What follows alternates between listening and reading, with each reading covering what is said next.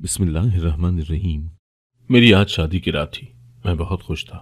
जो ही कमरे में आया तो मेरी बीवी ने जाए नमाज निकाली और बोली, मैं इस पर नमाज पढ़ूंगी। मैं बहुत खुश हुआ कि नेक बीवी है। अचानक मेरे कमरे में पुलिस ने छापा मारा और बोले कि खबरदार, दूर रहो अपनी बीवी से। मैं बहुत हैरान हुआ कि ये क्या माजरा है। अचानक पुलिस ने लाउड स्पीकर पर ऐलान किया और बीवी से बोले, अब तुम सजदे से सर उठाओ। फिर जो ही बीवी ने सर उठाया तो मेरी जान निकल गई, क्योंकि मैं इशा की नमाज पढ़कर मस्जिद से बाहर निकल आया था और पूरे नमाज से अल्लाह ताला से दुआ कर रहा था कि मुझे जॉब मिल जाए। तब मुझे दौड़ते हुए कदमों की आवाज़ सुनाई दी थी, मगर उस आवाज़ से भी मेरा खलल नहीं टूटा था। मैं तो यही समझा था कि शायद गली में छोटे बच्चे खेल कूद कर रहे हैं। मैंने अपने घर का दरवाज़ा खोल दिया तो कोई मुझे धकेल कर मुझसे पहले ही मेरे घर में दाखिल हो चुका था। मैं इस अचानक अफ्ताब पर बहुत ज़्यादा घबरा गया था। आखिर ये कौन था? मैं जल्दी से घर में दाखिल हुआ तो सामने ही एक कमज़ोर सी लड़की ज़मीन पर बैठी गहरे गहरे सांस खारिज कर रही थी। उसने अबाया पहना हुआ था और खुद को सर से पांव तक ढका हुआ था। मैं आगे बढ़ा और बोला, तुम कौन हो और यहाँ क्या कर रही हो? इतनी देर में मेरी अम्मी भी किचन से निकल आई थी। वो लड़की मेरी अम्मी की जानिब मुतवज्जो हुई और भागकर उनके पास चली गई। उस लड़की ने हाथ जोड़ दिए और बोली, आंटी, आज रात मुझे अपने घर में पनाह दे दे। मुझसे सवाल मत कीजिएगा कि मैं कौन हूँ और कहाँ से आई हूँ। बस इतना जान लें कि मैं बहुत मजबूर हूँ। आपने अपने घर में पनाह न दी तो मेरी इज्जत नीलाम हो जाएगी। मेरी अम्मी ने उस लड़की के सर पर प्यार दिया और कहने लगी, बेटी, तुम यहाँ चारपाई पर बैठो, मैं तुम्हारे लिए पानी लेकर आती हूँ। अम्मी किचन में चली गई तो मैं उसके पास आ गया और बोला, हम तुम्हें अपने घर में पनाह नहीं दे सकते। शहर के हालात बिल्कुल भी अच्छे नहीं हैं। हमें क्या इल्म है कि तुम कौन हो, तुम्हारा किस किस्म के लोगों के साथ ताल्लुक है, और क्या पता कि तुम रात में हमें नींद का इंजेक्शन लगाकर हमारे घर से सामान लूट कर भाग जाओ तो हम क्या करेंगे। उस लड़की की आंखें छलक पड़ी थी। उसने आंखों में गिला भरकर मेरी जानिब देखा और बोली, मेरी बात का यकीन करें, मैं बहुत ज्यादा मजबूर हूँ। अम्मी भी पानी ले आई थी। अम्मी बोली, ठीक है बेटा, तुम हमारे घर रह लो, मुझे कोई एतराज नहीं है। मेरी अम्मी बहुत सखी दिल थी। वो यूं ही हमेशा हर आने वाले के लिए अपने घर के दरवाजे खुले रखा करती थी। मुझे इस बात पर एतराज तो होना था, मगर न जाने उस लड़की की आंखों में ऐसा क्या था कि एक लम्हे के लिए मैं साकत सा हो गया था। खैर, उसने बताया कि मेरा नाम मदिया है। अम्मी ने उसे मेहमानों के कमरे में पनाह दे दी थी। वो लड़की कमरे में आराम करने चली गई तो अम्मी ने मुझे हाथ के इशारे से अपने पास बुलाया था। वो कहने लगी, सैफ, तुम्हारी मुलाजमत का कुछ बना कि नहीं? मैंने अफसुर्दगी से नफ़ी में सर हिला दिया था। मैं बोला, अम्मी, आप मेरे लिए दुआ करें। अम्मी मुस्कुराकर बोली, तुम्हारे लिए दुआ तो बहुत ज्यादा करती हूँ। तुम्हें इल्म है क्या कि मैंने तुम्हारी शादी के लिए 2 घरों से लड़कियां देखी हैं। जैसे ही तुम्हारी मुलाजमत लग जाएगी मैं तुम्हारा रिश्ता पक्का कर दूंगी। मैं हंस दिया और बोला, अम्मी, इतनी भी क्या जल्दी है, हो जाएगी शादी भी। अम्मी के माथे पर बल पड़ गए। वो कहने लगी, तुम हर बार मुझे इनकार मत किया करो, मेरी बात कान खोल कर सुन लो। जिस दिन तुम्हारी मुलाजमत पक्की होगी मैं उसे दिन तुम्हारी शादी की बात भी पक्की कर दूंगी। मेरा इस दुनिया में तुम्हारे सिवा है ही कौन। मैं चाहती हूँ कि जल्द अज जल्द तुम्हारे हाथ पीले कर दूं, ताकि मेरे सुनसान घर में भी रौनक लग जाए, मेरे घर में भी पोते पोतियां पैदा हों। मैं मुस्कुरा दिया था। सुबह हुई तो मैं यह ख्याल करके किचन में आया कि शायद अम्मी मेरे लिए नाश्ता बना रही होगी, मगर मैं तो ये देखकर हैरान रह गया था कि मदिया अबाया पहने किचन में कामकाज निपटा रही थी। मेरी अम्मी की आदत नहीं थी कि वो मेहमानों को किचन में खड़ा कर दिया करती। हमारे घर तो अगर कोई मेहमान 2 साल भी गुजार कर जाता तो अम्मी उसे काम को हाथ नहीं लगाने देती थी। मैं बोला, अम्मी कहाँ हैं और तुम किचन में क्यों खड़ी हो? मदिया कहने लगी, आंटी की उंगली पर छुरी से कट लग गया था, खून बहुत बह रहा था, इसलिए मैंने उन्हें कमरे में भेज दिया। मैं बहुत परेशान हो गया और जल्दी से अम्मी के कमरे में चला गया था। मैं बोला, अम्मी, आपकी उंगली पर ज्यादा जख्म आया है तो मुझे बता दे, मैं आपको डॉक्टर के पास ले चलूं। अम्मी मुस्कुरा कर बोली, अरे नहीं नहीं, ऐसी कोई बात नहीं है, मैं ठीक हूँ, अब तो खून भी नहीं बह रहा। अल्लाह भला करे उस बच्ची का, मेरा इतना ख्याल कर रही थी कि क्या बताऊं। मुझे जबरदस्ती कमरे में भेज दिया और खुद सारा किचन संभाल लिया। थोड़ी देर में मदीहा मेरे लिए नाश्ता ले आई थी। उस मासूम सी बाहया सी लड़की में मुझे बेपनाह अट्रैक्शन महसूस होने लगी थी। मैं उसकी जानिब देखता तो वो नजरें झुका लेती थी। मैं नाश्ता करके इंटरव्यू के लिए चला गया था। मुझे एक बहुत ही बड़ी कंपनी से इंटरव्यू कॉल आई थी। मुझे इल्म था कि ये जॉब मुझे मिलने वाली नहीं है। मैं जानता हूँ कि हमारे सिस्टम में हर चीज सिफारिश से ही होती है, लेकिन मेरा फर्ज था इंटरव्यू देना, इसलिए मैं अपनी सी कोशिश करने चला गया था। मगर मुझे कहाँ मालूम था कि आज किस्मत की देवी मुझ पर मेहरबान है। हैरत अंगेज तौर पर यह जॉब मुझे मिल गई थी। मेरी तनख्वाह भी इतनी लगी थी कि मैं सोच नहीं सकता था। मेरी खुशी की कोई इंतहा न रही थी। मैंने रास्ते से मिठाई ली और घर की जानिब चल पड़ा। घर पहुंचा तो सहन खाली पड़ा था। मुझे अम्मी के कमरे की जानिब से आवाज आ रही थी। मैं उसी जानिब चल पड़ा था, मगर जब मेरे कानों में मदीहा की रोने की आवाज़ पड़ी तो मैं एक लम्हे के लिए रुक सा गया था। वो कह रही थी, आंटी मैं बहुत मजबूर हूँ। 1 साल कबल मेरे अब्बू का इंतकाल हो गया था। पीछे मैं और मेरी अम्मी ही रह गई थी। गुजर बसर बड़ी मुश्किल से हो रहा था। ऊपर से मालिक मकान ने घर का किराया बढ़ा दिया था। वो आए दिन हमारे घर आ जाता और किराए के लिए तंग करता। अम्मी उसकी मिन्नत समाजत करती तो वो थोड़ी मोहलत दे देता, मगर आंटी फिर मेरी अम्मी का भी इंतकाल हो गया। अम्मी के स्वयं के अगले ही दिन मालिक मकान हमारे घर आ गया और कहने लगा कि तुम लोगों ने बहुत अरसे से मेरा किराया अदा नहीं किया। मुझे इतना तो इल्म है कि तुम्हारे पास पैसे नहीं हैं, मगर मुझे अपना किराया वसूल करने के और भी बहुत से तरीके आते हैं। मैं उसके चेहरे पर फैली शैतानी मुस्कुराहट देखकर समझ गई थी कि उसके अज़ाइम क्या है। इसीलिए मैं अपनी इज्जत बचाने की खातिर घर से भाग गई थी। मगर मुझे क्या इल्म था कि यहाँ तो हर गली कूचे में गिद्ध बैठे हैं। तन्हा औरत की जानिब देखकर उनकी राल टपकने लगती है। मैं अपनी इज्जत किस किस से बचाती। तभी मुझे सैफ नजर आया था। वो मस्जिद से नमाज पढ़कर निकल रहा था। तब मेरे दिल में ख्याल आया कि अल्लाह के सामने झुकने वाला इंसान बुरा तो नहीं हो सकता। मैंने उस पर भरोसा करने का सोचा और उसके पीछे भागते हुए आपके घर आ गई। आंटी एक बात कहूंगी, आपकी तरबियत को सलाम है। आपका बेटा निहायत अच्छा है। काश हमारे माशरे के तमाम मर्द सैफ जैसे हो जाए तो कभी किसी की इज्जत को कोई खतरा नहीं होगा। अम्मी अब मदीहा को दिलासे दे रही थी कि अल्लाह सब कुछ अच्छा करेंगे, जबकि मेरा दिमाग तो अपनी तारीफ में अटक गया था। अजीब सी खुशी दिल में उभर आई थी। तब मैं गला खनकार कर कमरे में दाखिल हो गया था। अम्मी की नजर जब मेरे हाथ पर पड़ी तो वो खुलकर मुस्कुरा दी थी। वो कहने लगी, बेटा ये मिठाई किस खुशी में लाए हो? मैं बोला, अम्मी आपकी मेहमान मेरे लिए खुशकिस्मत साबित हुई है। इसके आने से अल्लाह ने मुझे जॉब भी दे दी है। ये बात सुनकर अम्मी की खुशी का कोई ठिकाना नहीं रहा था। उन्होंने उठकर मेरा मुंह चूम लिया था और फिर घर घर मिठाई भेजी गई थी। मैं अपने कमरे में ही था जब मदीहा भी वहीं आ गई। वो कहने लगी, जब से आपने मुझे खुशकिस्मत कहा है तब से मेरे आंसू नहीं रुक रहे। आज से पहले तो कभी किसी ने मेरे लिए ऐसे अल्फाज इस्तेमाल नहीं किए। मैं आपकी बहुत शुक्रगुजार हूँ। मैं मुस्कुरा दिया था। अब मैंने बाकायदा तौर पर ऑफिस जाना शुरू कर दिया था। एक शाम जब घर लौटा तो अम्मी ने मेरे सामने 2 तस्वीरें रख दी थी। वो कहने लगी, सैफ पसंद कर लो कि किस लड़की से शादी करना चाहते हो। मैंने तस्वीरें अम्मी के हाथ से पकड़कर बगैर देखे ही एक तरफ रख दी। मैं बोला, अम्मी मैं चाहता हूँ कि मेरी शादी भी हो जाए और साथ साथ नेकी का काम भी हो जाए। अम्मी बोली, मैं तुम्हारी बात का मतलब नहीं समझी। मैंने कहा, मैं चाहता हूँ कि आप मेरी शादी मदीहा से कर दें ताकि उस बेसहारा लड़की को आसरा भी मिल जाए और मेरा निकाह भी हो जाए। अम्मी ने जोर जोर से नफी में सर हिला दिया था। वो कहने लगी, ऐसा हरगिज नहीं हो सकता। मैं तुम्हारी शादी देखे भाले लोगों में करूंगी। जहां तक हमदर्दी की बात है तो हाँ, मुझे उस लड़की से हमदर्दी तो है, मगर मैं तुम्हारी शादी उसके साथ हरगिज नहीं करूंगी। मुझे क्या इल्म कि उस लड़की का खानदान कैसा था, उसके घर वाले कैसे थे। उसने जो बातें मुझे बताई हैं न जाने वो सच भी हैं या नहीं। क्या पता वो खुद ही घर से भाग कर आई हो। जिस लड़के के साथ भागी हो उसने धोखा दे दिया हो और बेचारी को बीच रास्ते छोड़ दिया हो। पता नहीं कहां कहां से धक्के खाकर आई होगी। मैं हरगिज नहीं चाहूंगी कि तुम्हारी नस्ल किसी ऐसी लड़की से आगे बढ़े। मैं तो अम्मी की बातें सुनकर ही शर्मदा रह गया था। मैं बोला, अम्मी यूं तो आप बहुत सखी बनती हैं। मैं तो समझता था कि मेरी माँ दुनिया से बहुत मुनफरिद है, मगर ये जानकर बहुत दुख हुआ कि आपकी सोच भी दूसरों जैसी ही निकली है। इतना कहकर मैं वहां से उठ गया। दिल पर बहुत भारी बोझ आन पड़ा था। मुझे मदीहा अच्छी लगने लगी थी। मैंने उसको जब भी देखा हिजाब में ही देखा था। मैंने तो उसका चेहरा भी नहीं देखा था कि लोग कहेंगे कि मैं उसके हुस्न से मुतासिर हो गया हूँ। बस मुझे ऐसा लगता था जैसे हमारी मोहब्बत रूहों की मोहब्बत है। मैंने सोच लिया था कि अम्मी को मनाना मुश्किल तो होगा, मगर मैं इस काम में पीछे नहीं हटूंगा। मैं शादी करूंगा तो मदीहा से ही करूंगा। अब मेरे सर पर यही धुन सवार थी। आज ऑफिस से जब घर की जानिब जा रहा था तो सारा रास्ता यही सोचता रहा कि अम्मी को शादी के लिए कैसे कायल करना है। मगर जब घर पहुंचा तो एक सरप्राइज मेरा मुंतजर था। मदीहा अम्मी के आगे सर झुकाए खड़ी थी और उनके साथ अलविदाई कलिमात बोल रही थी। वो कह रही थी, आंटी आपने मुझे माँ की कमी महसूस नहीं होने दी। मैं जहाँ कहीं भी जाऊंगी हमेशा आपको अपनी दुआओं में याद रखूंगी। आप बहुत ही अच्छे दिल की खातून हैं। मेरे लिए भी दुआ कीजिएगा कि अल्लाह मेरा हामी नासिर हो। मैं आगे बढ़ा और मदीहा को मुखातिब करके बोला, तुम कहाँ जा रही हो? वो मुझे देखकर चौंक गई थी। कहने लगी, मुझे फिलहाल तो इल्म नहीं कि मैं कहाँ जाऊंगी, मगर अल्लाह की ज़मीन बहुत बड़ी है। मुझे उम्मीद है कि कहीं ना कहीं तो ठिकाना मिल ही जाएगा। मुझे उस पर बहुत गुस्सा आने लगा था। मैं बोला, तुम्हें यहाँ से जाने की क्या ज़रूरत पड़ी है? पहले ही बहुत मुश्किलों से तुम्हारी इज्जत बची है। अब गलत हाथ लग गई तो क्या करोगी? रुसवा होकर रह जाओगी। उसकी आंखों में खौफ उभरा था। वो मुझसे बोली, आप मुझे यूं डराएं तो नहीं। पहले ही खुद को बड़ी मुश्किल से सफ़र के लिए रजामंद किया है। मैं बोला, यहाँ से जाने की वजह क्या है? मेरी या अम्मी की कोई बात बुरी लगी है क्या? मैंने अम्मी को मशकूक निगाहों से देखा था।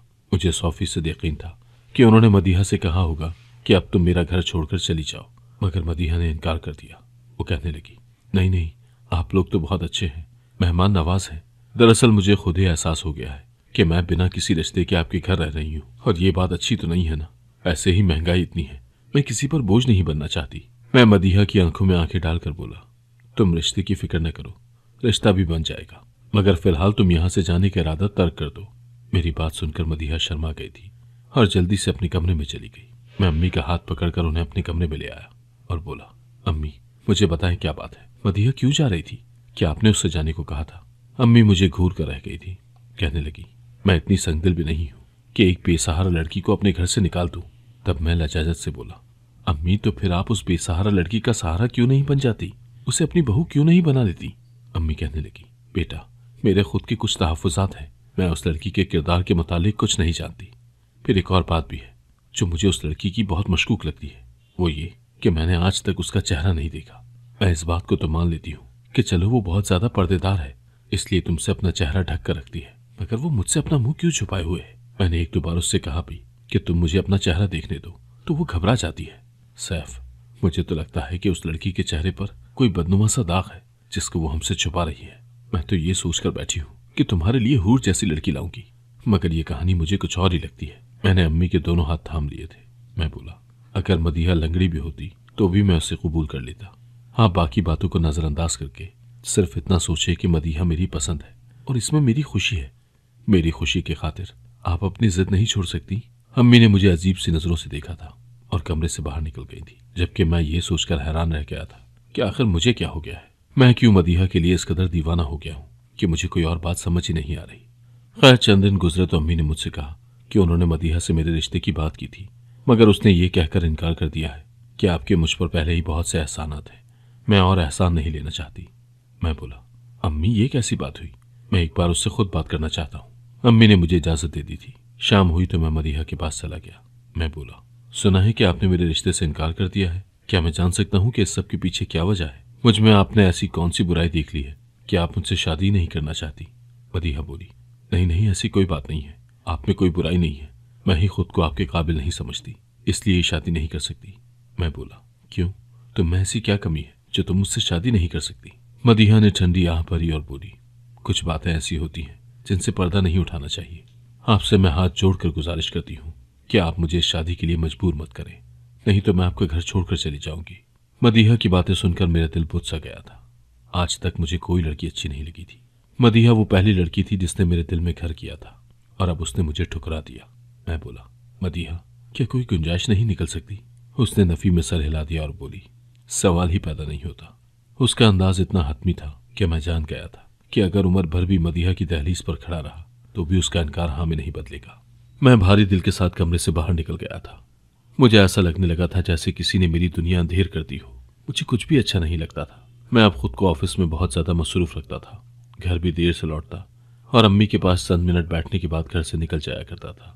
मेरी यही कोशिश होती थी कि मेरा सामना मदीहा से ना हो, क्योंकि मेरे दिल के जख्म हरे हो जाते थे। उस वाक़े के ठीक 3 दिन बाद जब मैं ऑफिस से आया तो मदीहा सहन में ही टहल रही थी। वो कहने लगी, सैफ मैं आप ही की मुंतज़िर थी।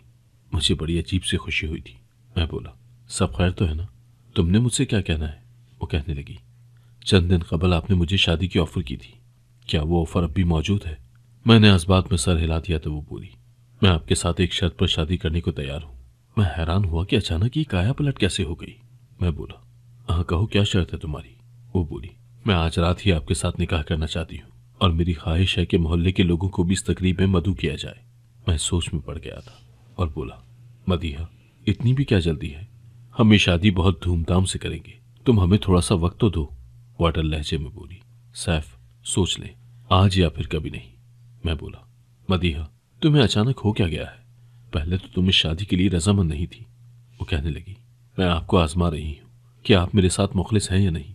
मैं बोला, चलो ठीक है, तुम अपनी तैयारी कर लो, रात 9 बजे तक हमारे निकाह की तकरीब मुनक्किद हो जाएगी। मदीहा बेहद खुश हो गई थी और शर्मा के कमरे में चली गई। मैं उसकी बात सुनकर जहां बहुत ज्यादा खुश था वहीं परेशान भी हो गया था कि अम्मी को राजी करना बहुत मुश्किल था। मैं बोला, अम्मी आपसे आज कुछ मांगने आया हूँ। अम्मी मुस्कुरा कर बोली, हाँ कहो क्या मांगते हो? मैं बोला, अम्मी मैं आपसे अपनी जिंदगी की खुशियां मांगने आया हूँ। अम्मी ने अचंभे से मेरी जानिब देखा था। मैं बोला, अम्मी मैं आज रात 9 बजे मदीहा से निकाह करना चाहता हूँ। आप मोहल्ले के लोगों को इस तकरीब में शिरकत की दावत भेज दें। अम्मी बस चुपचाप मेरी जानिब देखती रही, फिर बोली, क्या ये तुम्हारा आखिरी फैसला है? मैंने सर हिला दिया तो अम्मी कहने लगी, मेरी इसमें रत्ती बराबर भी मर्जी शामिल नहीं है, मगर मैं तुम्हारी खुशी की खातिर ये सब करने को तैयार हूँ। मुझे तो इस बात पर हैरत हुई थी कि अम्मी इतनी जल्दी मान कैसे गई। खैर अब तो ऐसा लग रहा था जैसे दुनिया की कोई ताकत मुझे और मदीहा को एक होने से नहीं रोक सकती।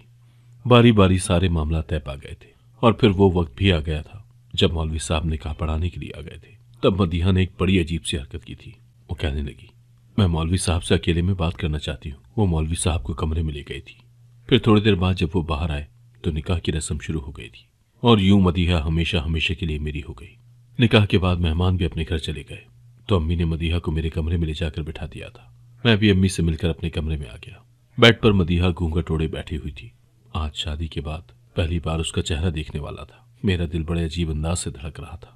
मैं बोला, मदीहा आज बिलाखिर तुम मेरी हो ही गई हो। मुझसे एक लम्हे का भी सब्र नहीं हो पा रहा। मैं जल्द अज जल्द तुम्हारा चेहरा देखना चाहता हूँ।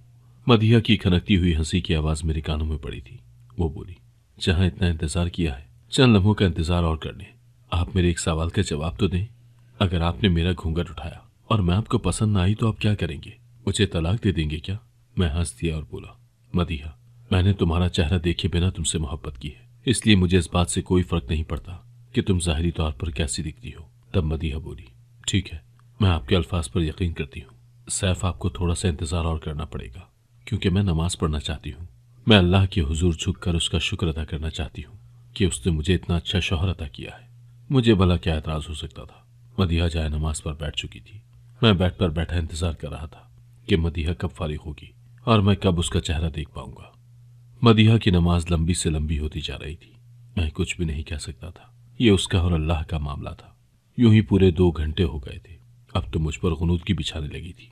तभी पुलिस के सायरन बजने लगे थे। मैं एकदम से चौंक कर उठ बैठा था कि खुदा खैर करे, न जाने ऐसा क्या हो गया है कि पुलिस हमारे मोहल्ले में आ गई है। मैं अभी सोच ही रहा था कि बाहर गली में जाकर देखूं कि माजरा क्या है। तभी मुझे एहसास हुआ था जैसे बहुत से आदमी मेरे घर के सहन में कूद गए हों। मैं बहुत परेशान हो गया था, इसलिए जल्दी से कमरे से बाहर निकला तो ये देखकर दंग रह गया था कि पुलिस तो मेरे घर में दाखिल हो चुकी थी। वो कहने लगे, सैफ नाम है तुम्हारा? मैंने इस बात में सर हिला दिया तो एसएचओ कहने लगा, तुम्हारी शादी हुई है ना आज? मुझे अपने कमरे में ले चलो। मैं हैरान था। खैर पुलिस एहलकार मेरे कमरे में घुस आए थे जबकि मेरी बीवी अभी तक नमाज पढ़ रही थी। अब तो उसका सर सजदे में था। एसएचओ आगे बढ़ा और बोला, बस करो, अब ये सजदे तुम्हें फायदे नहीं दे पाएंगे। तुम्हारा वक्त आ गया है। हमने ना सिर्फ इस घर को बल्कि पूरे मोहल्ले का घेराव कर लिया है। तुम्हारे पास बच निकलने का कोई रास्ता नहीं है। अपना सर सजदे से उठाओ और खुद को हमारे हवाले कर दो। मैं फट पड़ा था और बोला, क्यों एसएचओ साहब, आखिर आप ऐसा क्यों कर रहे हैं? मदीहा मेरी बीवी है। तब तक अम्मी भी अपने कमरे से बाहर आ गई थी। वो भी पुलिस को देखकर बहुत घबरा गई थी। तभी मदीहा ने सजदे से सर उठाया और ये देखकर मेरे कदमों तले से जमीन ही निकल गई कि वो तो मैं हक्का बक्का खड़ा था। पुलिस उसे गिरफ्तार करके ले गई थी जबकि मैं और अम्मी एक दूसरे का मुंह देखते रह गए थे कि आखिर ये हमारे साथ हुआ क्या था। मदीहा कितने दिन हमारे घर में रही और हमें उसकी असलियत का इल्म ही ना हो सका। मेरे साथ बहुत बड़ा धोखा हो गया था। सारी रात में जागता रहा था। आंखों से आंसू बहते रहे थे। सुबह होते ही मैं थाने पहुंच गया था। मैं सच जानना चाहता था कि आखिर ये सब हुआ क्या है। मैं थाने पहुंचा तो एसएचओ साहब से वकूआ पूछा। वो कहने लगे, बरखुरदार, ये मर्द जो कल रात आपके घर से बरामद हुआ है ये एक बहुत बड़ा इश्तिहारी है। बहुत से केसेस में ये हमें चाहिए था मगर ये बड़ा शातिर दिमाग है। ये हर बार हमारे हाथों से निकल जाता था। अब भी इसका कुछ इल्म नहीं था कि ये आखिर गया कहाँ है। हमें ऊपर से ऑर्डर्स आ रहे थे कि इश्तिहारी नदीम को जल्द अज जल्द गिरफ्तार कर लिया जाए। मैं बहुत परेशान था कि अब क्या होगा। तभी एक मौलवी साहब थाने आए। वो कहने लगे कि फला मोहल्ले में एक मर्द ने दूसरे मर्द से निकाह पढ़वा लिया है। एक मर्द इस बात से वाकिफ नहीं है कि उसका निकाह औरत के बजाय मर्द से हो रहा है, जबकि दूसरे मर्द ने मुझे धमकी दी थी कि अगर मैंने ये निकाह न पढ़वाया तो वो मुझे जान से मार देगा। इसलिए मैंने उसकी बात मान ली। मैं मौलवी साहब की बात सुनकर चौंक गया था। मुझे शक हुआ कि कहीं ये इश्तिहारी नदीम तो नहीं, और फिर हमारा शक सही साबित हो गया था। मैं एसएचओ से बोला, मैं एक बार नदीम से मिलना चाहता हूँ। उन्होंने इजाज़त दे दी तो मैं उससे मिलने चला गया और बोला, तुम जैसे लोग तो इंसानियत के नाम पर धब्बा है। तुम जैसे लोगों की वजह से इंसान दूसरों पर एतबार करना छोड़ देता है। नदीम कहने लगा, मैंने ये सब बड़ी मजबूरी में किया था। पुलिस मेरे पीछे लगी हुई थी। मैंने अबाया पहन के लड़की बनने का ढोंग रचाया, मगर तुम तो बहुत ही बेवकूफ थे जो मेरी मोहब्बत में गिरफ्तार हो गए। तुमने शादी की ऑफर दी तो मैंने ठुकरा दी, मगर जब मुझे पता चला कि आज रात पुलिस मुझे पकड़ने के लिए छापे मारेगी तो मैंने सोचा कि तुमसे निकाह का ड्रामा रचा लेता हूँ। मुझे यकीन था कि पुलिस एक ऐसे घर में छापा नहीं मारेगी जहाँ ताज़ा ताज़ा शादी हुई होगी। और जहाँ तक तुम्हारे और मेरे रिश्ते की बात है तो मैं इसीलिए जायनमाज पर बैठा था कि कहीं तुम्हें इस बात का इल्म ना हो जाए कि मैं मर्द हूँ। सुबह तक मैं यूं ही जायनमाज पर बैठा रहता और फिर घर से भागकर कहीं और चला जाता। मैं ये सारी हकीकत जानकर अफसरदा हो गया था। मैं उठकर अपने घर आ गया। अम्मी मेरे गम का सबब जानती थी। उन्होंने मेरी बहुत दिलजोई की थी और जब तक मैं इस सदमे से निकल नहीं पाया था वो एक साए की तरह मेरे साथ साथ रही थी। फिर अम्मी ने मेरी शादी अपनी पसंद की लड़की से कर दी। अब मेरी जिंदगी में खुशियों का दौर दौरा है। मेरे साथ जो कुछ हुआ वो बहुत भयानक था, मगर मेरी बीवी बहुत अच्छी है। उसकी संगत में मैं सब कुछ भुलाने की कोशिश कर रहा हूं। अगर आपको आज की कहानी पसंद आई है तो वीडियो को जरूर लाइक कीजिएगा और अपने दोस्तों के साथ भी शेयर कीजिएगा। और हाँ, अगर आपने अभी तक हमारा चैनल सब्सक्राइब नहीं किया तो जरूर सब्सक्राइब करें। मिलते हैं कल एक नई और दिलचस्प कहानी के साथ। अल्लाह हाफिज।